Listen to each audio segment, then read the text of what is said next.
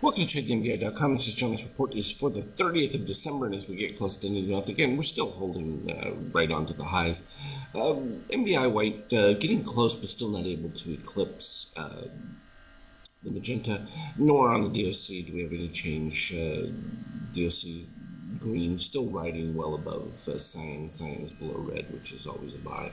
We still do have those positive extremes, so when we do get a weakness signal, those will be the first to fill.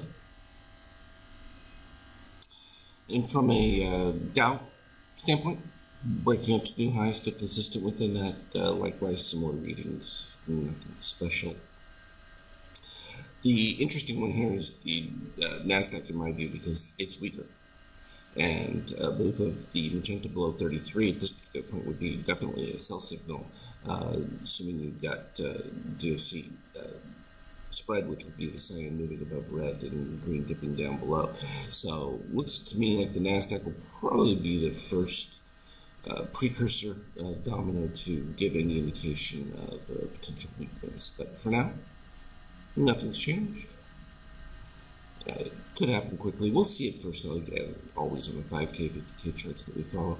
And gold still holding on to middle range. It could start to see a spike in that if there's any improvement from Omicron variant situation. Again, that the real unknown with that is the effects that it has on economic thought process. Are people going to be holding back, or are they going to have increased pent-up demand? Those are the interesting things, and whether or not it's applied consistency. Are there still going to be free states open doing things, Texas, Florida, or are they going to close down? This is that uncertainty that is really going to probably impact the beginning part of the year. Nothing's going on with the euro. It's just going to be in a stagnation mode.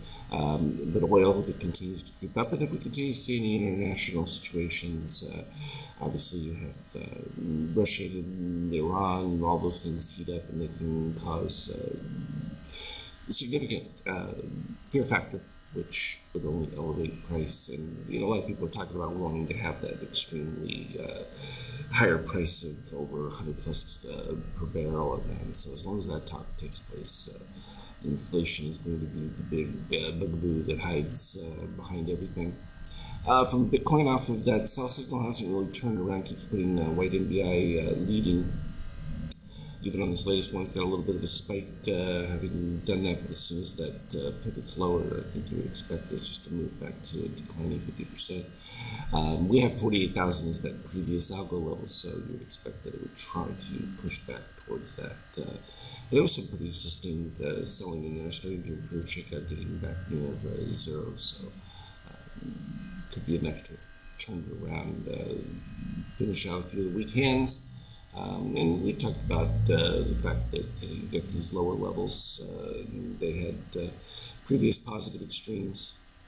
What was the first one? It was right here. And that was what, 46.25, and that filled. So these earlier positive extremes going back have all been taken out. Don't want to forget about them, because they're relevant.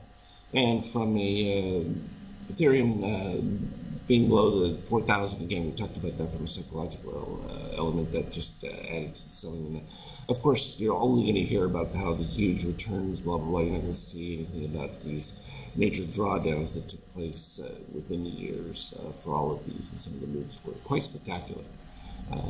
Played correctly, generated fantastic returns, as we saw with our programs and setups.